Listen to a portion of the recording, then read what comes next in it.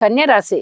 కన్యరాశి వారికి 1 ఫిబ్రవరితో అంతమయ్యేటటువంటి వారానికి గ్రహస్థితులు ఏ విధంగా ఉన్నాయి అంటే 3 గ్రహాల యొక్క స్థితులు మాత్రమే అనుకూలంగా ఉన్నాయి.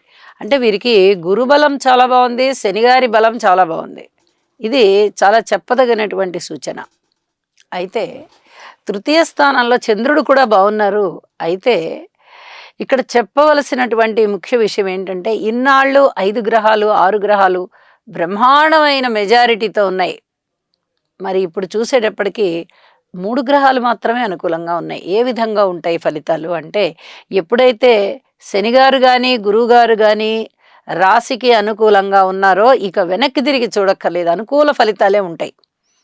మరి మిగతా అననుకూలమైన గ్రహాలు 6 గ్రహాలు ఉన్నాయి కదండి అంటే 6 రకాలైనటువంటి గ్రహాలకి మనము స్తోత్రపారాయణాలు చేసుకోవాల్సిందే, అందులో సందేహం ఏం లేదు. అయితే కన్యా రాశికి చాలా చక్కటి సహాయ సహకారాలు ఇస్తూ అనేక విధాల రాశిని సపోర్ట్ చేస్తూ ఉన్నటువంటి శనిగారు గురువుగారు